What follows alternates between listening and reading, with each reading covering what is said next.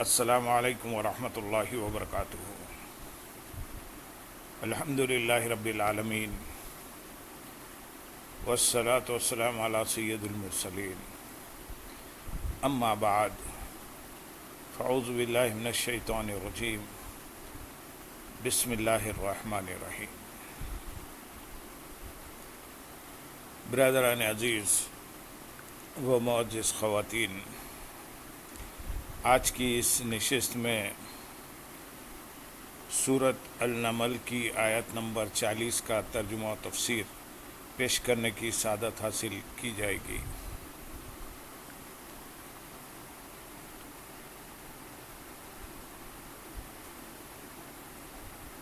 قال الذي عنده علم من الكتاب أنا آتيك به قبل أن يرتد إليك طرفك فلما رآه مستقرا عنده قال هذا من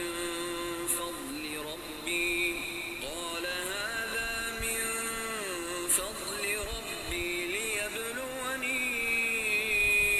أأشكر أم أكفر ومن شكر فإنما يشكر لنفسه ومن كفر فإن ربي غني كريم۔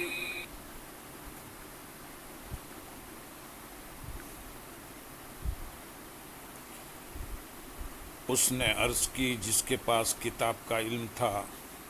کہ میں اسے آپ کی بارگاہ میں آپ کے پلک جھپکنے سے پہلے لے آؤں گا۔ چنانچہ پھر جب سلیمان نے اس تخت کو اپنے پاس رکھا ہوا دیکھا تو فرمایا یہ میرے رب کے فضل سے ہے تاکہ وہ مجھے آزمائے کہ میں شکر کرتا ہوں یا ناشکری، اور جو شکر کرے تو وہ اپنی ذات کے لیے ہی شکر کرتا ہے، اور جو ناشکری کرتا ہے تو میرا رب بے پرواہ ہے، کرم فرمانے والا ہے۔ اس نے عرض کی جس کے پاس کتاب کا علم تھا۔ کتاب کا علم رکھنے والے سے مراد حضرت سلیمان علیہ السلام کے وزیر حضرت آصف بن برقیہ رضی اللہ تعالیٰ عنہ ہیں۔ یہ اللہ تعالیٰ کا اسم اعظم جانتے تھے، چنانچہ ابو البرکات عبداللہ بن احمد نصفی رحمۃ اللہ علیہ فرماتے ہیں یہی قول زیادہ صحیح ہے اور جمہور مفسرین کا اسی پر اتفاق ہے۔ ابو حیان محمد بن یوسف اندلوسی رحمۃ اللہ علیہ فرماتے ہیں جس کے پاس کتاب کا علم تھا وہ انسانوں میں سے ایک شخص تھے اور ان کا نام حضرت آصف بن برقیہ رضی اللہ تعالیٰ عنہ تھا۔ یہ جمہور مفسرین کا قول ہے۔ ابو عبداللہ محمد بن احمد خرطبی رحمۃ اللہ علیہ فرماتے ہیں اکثر مفسرین کا اس بات پر اتفاق ہے کہ جس کے پاس کتاب کا علم تھا اس سے مراد حضرت آصف بن برقیہ رضی اللہ تعالیٰ عنہ ہیں۔ اور ابو محمد حسین بن مسعود بغوی رحمۃ اللہ علیہ فرماتے ہیں اکثر مفسرین نے فرمایا کہ جس کے پاس کتاب کا علم تھا وہ حضرت آصف بن برقیہ رضی اللہ تعالیٰ عنہ تھے۔ ان تفاسیر کے علاوہ دیگر معتبر تفاسیر جیسے تفسیر سمرقندی جلد 2 صفحہ نمبر 497، تفسیر جلالین صفحہ 320، تفسیر ساوی جلد 4 صفحہ 1498، تفسیر روح البیان جلد 6 صفحہ 349 میں راجح اور جمہور مفسرین کا یہی قول لکھا ہے کہ جس کے پاس کتاب کا علم تھا اس سے مراد حضرت سلیمان علیہ السلام کے وزیر حضرت آصف بن برقیہ رضی اللہ تعالیٰ عنہ ہیں۔ میں اسے آپ کی بارگاہ میں آپ کے پلک جھپکنے سے پہلے لے آؤں گا۔ جب حضرت آصف بن برقیہ رضی اللہ تعالیٰ عنہ نے کہا کہ میں آپ علیہ السلام کی بارگاہ میں اس تخت کو آپ علیہ السلام کے پلک جھپکنے سے پہلے لے آؤں گا تو حضرت سلیمان علیہ السلام نے ان سے فرمایا اگر تم نے ایسا کر لیا تو تم سب سے زیادہ جلدی اس تخت کو لانے والے ہوگے۔ حضرت آصف بن برقیہ رضی اللہ تعالیٰ عنہ نے جب اسم اعظم کے ذریعے دعا مانگی تو اسی وقت تخت حضرت سلیمان علیہ السلام کے سامنے نمودار ہو گیا۔ اس آیت سے اولیاء کرام علیہ السلام سے کرامات کا ظہور ہونا بھی ثابت ہوتا ہے۔ حضرت علامہ یافعی رحمۃ اللہ علیہ فرماتے ہیں، اولیاء کرام رحمۃ اللہ علیہم سے کرامات کا ظاہر ہونا عقلی طور پر ممکن اور نقلی دلائل سے ثابت ہے۔ عقلی طور پر ممکن اس لیے ہے کہ ولی سے کرامت ظاہر کر دینا اللہ تعالیٰ کی قدرت سے محال نہیں، بلکہ یہ چیز ممکنات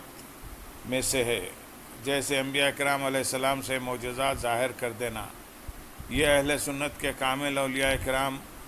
اصول فقہ کے بڑے بڑے علماء، فقہاء اور محدثین کا مذہب ہے۔ مشرق و مغرب اور عرب و عجم میں ان کی کتابوں میں اس بات کی صراحت موجود ہے۔ پھر اہل سنت کے جمہور محقق ائمہ کے نزدیک صحیح، ثابت اور مختار قول یہ ہے کہ ہر وہ چیز جو انبیاء اکرام علیہ السلام سے معجزے کے طور پر جائز ہے، وہ اولیاء اکرام علیہ السلام اور اولیاء اکرام رحمۃ اللہ علیہم سے کرامت کے طور پر جائز ہے، لیکن شرط یہ ہے کہ اس سے نبوت والا چیلنج کرنا مقصود نہ ہو۔ معجزہ اور کرامت میں فرق یہ ہے کہ معجزہ نبی سے صادر ہوتا ہے اور کرامت ولی سے۔ معجزے کے ذریعے کفار کو چیلنج کیا جاتا ہے، جبکہ ولی کو بغیر ضرورت کرامت ظاہر کرنا منع ہے۔ اولیاء کرام رحمۃ اللہ علیہم سے کرامت ثابت ہونے پر قرآن پاک اور بکثرت احادیث مبارکہ میں دلائل موجود ہیں۔ قرآن پاک میں موجود حضرت مریم رضی اللہ تعالیٰ عنہ کے پاس بے موسم کے پھل آنے والا واقعہ، حضرت مریم رضی اللہ تعالیٰ عنہ کے کھجور کے سوکھے ہوئے تنے کو ہلانے پر پکی ہوئی عمدہ اور تازہ کھجوریں گرنے والا واقعہ، اصحاب کہف رضی اللہ تعالیٰ عنہم کا غار میں سینکڑوں سال تک سوئے رہنے والا واقعہ، اور حضرت آصف بن برقیہ رضی اللہ تعالیٰ عنہ کا پلک جھپکنے سے پہلے تخت لانے والا واقعہ ولی سے کرامات ظاہر ہونے کی دلیل ہے۔ اسی طرح صحابہ اکرام رضی اللہ تعالیٰ عنہ سے بے شمار کرامتوں کا ظہور بھی ولی سے کرامت ظاہر ہونے کو ثابت کرتا ہے۔ پھر جب سلیمان نے اس تخت کو اپنے پاس رکھا ہوا دیکھا، یعنی جب حضرت سلیمان علیہ السلام نے اس تخت کو اپنے پاس رکھا ہوا دیکھا تو فرمایا، پلک جھپکنے سے پہلے تخت کا میرے پاس آ جانا مجھ پر میرے رب عزوجل کے فضل کی وجہ سے ہے، تاکہ وہ مجھے آزمائے کہ میں اس کے انعامات پر شکر کرتا ہوں یا ناشکری، اور جو شکر کرے تو وہ اپنی ذات کے لیے ہی شکر کرتا ہے، کیونکہ اس شکر کا نفع خود اس شکر گزار کو ہی ملے گا، اور جو ناشکری کرتا ہے تو میرا رب عزوجل شکر سے بے پرواہ ہے، ناشکری کرنے والے پر بھی احسان کر کے کرم فرمانے والا ہے۔ یاد رہے کہ بندے کو جو نعمت اور صلاحیت ملے، اس پر اسے خود پسندی کا شکار نہیں ہونا چاہیے، اور نہ ہی اس طرح کا اظہار کرنا چاہیے، کیونکہ خود پسندی انتہائی مذموم عمل ہے اور اس کی آفات بہت زیادہ ہیں۔ ان میں سے چند یہ ہیں کہ اس سے تکبر پیدا ہوتا ہے، اور تکبر سے بے شمار آفات جنم لیتی ہیں۔ یوں ہی خود پسندی کی وجہ سے بندہ اپنے گناہوں کو بھولنے اور انہیں نظر انداز کرنے لگ جاتا ہے، جبکہ عبادات اور نیک اعمال کو یاد رکھتا ہے، انہیں بہت بڑا سمجھتا، ان پر خوش ہوتا، اور ان کی بجاوری کو اندرون خانہ غیر شعوری طور پر اللہ تعالیٰ پر احسان جانتا ہے۔ جو آدمی خود پسندی کا شکار ہوتا ہے تو وہ اس کی آفات سے اندھا ہو جاتا ہے، اور جو شخص اعمال کی آفات سے غافل ہو جائے، اس کی زیادہ تر محنت ضائع چلی جاتی ہے، کیونکہ ظاہری اعمال جب تک خالص اور ریاکاری وغیرہ کی آمیزش سے پاک نہ ہو تب تک نفع بخش نہیں ہوتے۔ خود پسندی آدمی اپنے آپ پر اور اپنی رائے پر مغرور ہوتا، اور اللہ تعالیٰ کی خفیہ تدبیر اور اس کے عذاب سے بے خوف ہو جاتا ہے۔ لہذا نعمت اور صلاحیت ملنے پر خود پسندی سے بچنا چاہیے، اور اس نعمت اور صلاحیت کے ملنے کو اللہ تعالیٰ کے فضل کی طرف منسوب کرنا چاہیے، کہ یہ انبیاء کرام علیہ السلام اور نیک بزرگوں کا طریقہ ہے۔ جیسا کہ حضرت عبداللہ بن مسعود رضی اللہ تعالیٰ عنہ فرماتے ہیں، ایک مرتبہ نبی اکرم صلی اللہ علیہ وسلم کے پاس مہمان آیا تو آپ نے اپنی ازواج مطہرات کی طرف کسی کو بھیجا تاکہ وہ ان کے پاس کھانا تلاش کرے، لیکن اس نے کسی کے پاس بھی کھانا نہ پایا۔ اس پر رسول کریم صلی اللہ علیہ وسلم نے دعا مانگی، اے اللہ عز و جل، میں تجھ سے تیرے فضل اور تیری رحمت کا سوال کرتا ہوں کیونکہ اس کا مالک تو ہی ہے۔ اتنے میں حضور اقدس صلی اللہ علیہ وسلم کی بارگاہ میں بھنی ہوئی ایک بکری تحفے کے طور پر پیش کی گئی تو آپ نے ارشاد فرمایا، یہ اللہ تعالیٰ کے فضل سے ہے اور ہم اس کی رحمت کے منتظر ہیں۔ اسی طرح حضرت یوسف علیہ السلام نے توحید پر ہونے اور شرک سے محفوظ رہنے کو اللہ تعالیٰ کے فضل کی طرف منسوب کرتے ہوئے فرمایا،